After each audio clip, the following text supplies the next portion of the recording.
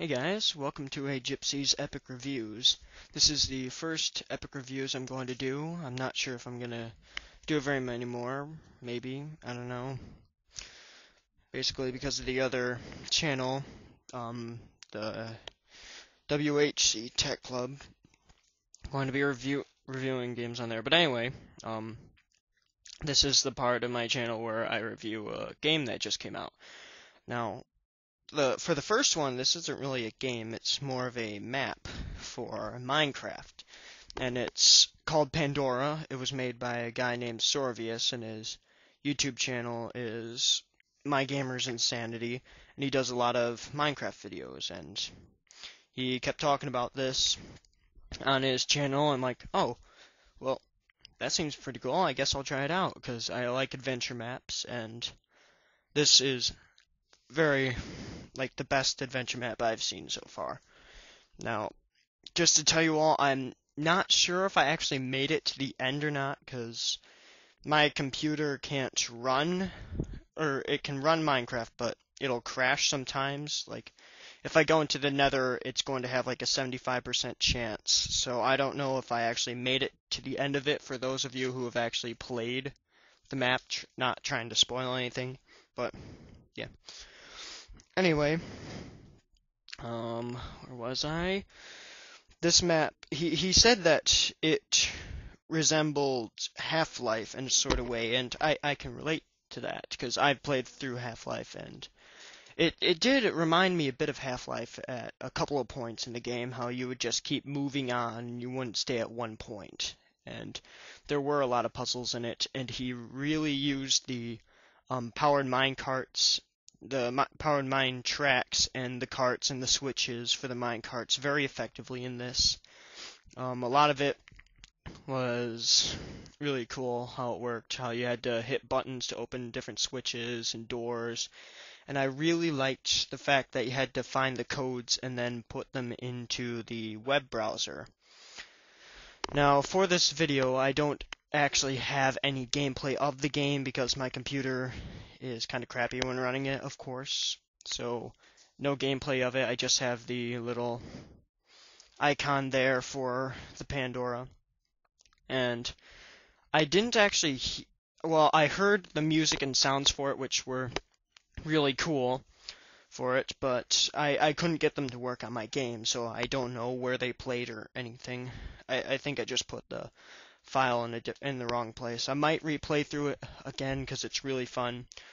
And he was talking about a guy who was going to do a playthrough of it on hard mode, and he said that it would be extremely difficult because it was made to be played on peaceful with no monsters, and if one thing gets destroyed, then the whole entire map is like ruined and you have to re-download it and do it again. That happened a few times for me because I would use like two mine carts, or I would put a mine cart on something and I wouldn't know what to do, so I would put another one, and then I'll wait a bit and nothing will happen, and I'll go into, like, I'll give myself a pickaxe or something, go in and figure out that the minecarts were a bit jammed. So, other than that, you do get a bow and arrows in it, which is nice, but you don't really get to use it that much. There were a couple of parts that were a bit skippy and not very clear on what you had to do, but eventually I actually figured it out. I mean, there could have been signs in places that would say what you had to do next. Like, there's a lot of backtracking in it. In one of the last areas, you had to flip, like, 4 or 5 switches or something, and then there was a door in the beginning that you had to go back to once you figured it out. But other than that, there were a lot of story elements to it. The codes, like I said, were a really cool addition, and I like how he recorded his own voice for a lot of the messages. And that did reveal a lot of the story to it, and basically, every map I've seen has done stuff with the nether, and of course that was the main plot for this, was basically the nether is broken loose. But It probably would have been a bit more fun on easy mode with a bit more mobs in it, but everything in the game looked beautiful and I wouldn't want to mess with it. He was right about all the overhangs and the caverns and like everything throughout the map was amazing. Like you'd ride on the minecart and you would see these amazing mountains to the left, and then the track would blow up and you would fall into a river. Yeah. Sorvius, if you're watching this, that scared the crap out of me. Mainly because it lagged right before it happened. So there was a pause and then I heard the hissing and then it blew up, so yeah. Like I said, there were a couple of parts that didn't work. Well, not really bugs, like I probably messed up on something, or it was a bit confusing and I tried doing something else. I'm like, oh, hey, look, there was something there.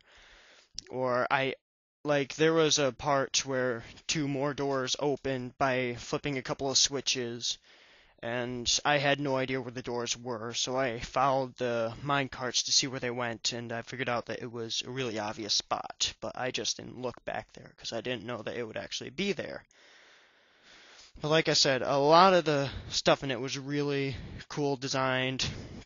There was a part where you had to flip two switches to create this huge, ginormous bridge that was falling sand and gravel from the ceiling. And that really, really worked for that. And I really liked how he did that, but it must have required a lot of torches and sand and a lot of redstone to make everything there. Like, all the redstone worked efficiently. The beds using as checkpoints were very useful, but should probably make something in the adventure mode where it's easier to create checkpoints, because I would get to a city or town or someplace that had a checkpoint and then I had to wait until night, and it was probably midday or afternoon, so I'd have to roam around the city. There were a bit of other creations I saw. The refrigerator I really liked, how he had the two iron blocks and then the iron door, and it actually looked like a refrigerator, which I would probably use that in my server whenever I get the chance to make one. And he used the lightstone effectively as lights in everywhere, so you wouldn't have to keep looking at the torches, which I'm starting to use a bit more of the glowstone, since you can very easily get it from the nether, and you get 4 pieces of the glowstone dust when you break a glowstone block. Well, that's basically all I've covered about Pandora. Really nice job on that. It was a bit short for me because I didn't get to the nether. I'm not sure if you were supposed to or not, but usually when I go it kills me, and it brought me back to the first room where the spawn point was, so I was never able to make it into there. So, Sorvius, if you're watching this, thanks for that map. That was pretty darn awesome. Continue watching my channel. I'll have some more videos up. The next epic review will be on the Legend of Zelda Ocarina of Time 3D, but it probably won't be out until at least a week after the release of the game, so I actually have some time to play it. It's been like 6 or 7 years since I've played through Ocarina of Time, so yeah. And some of the reviews will actually be on the Tech Club channel if you want to check that out. We have nothing on there right now, but we'll get stuff on there. Thanks for watching, guys, and I'll see you in the next video.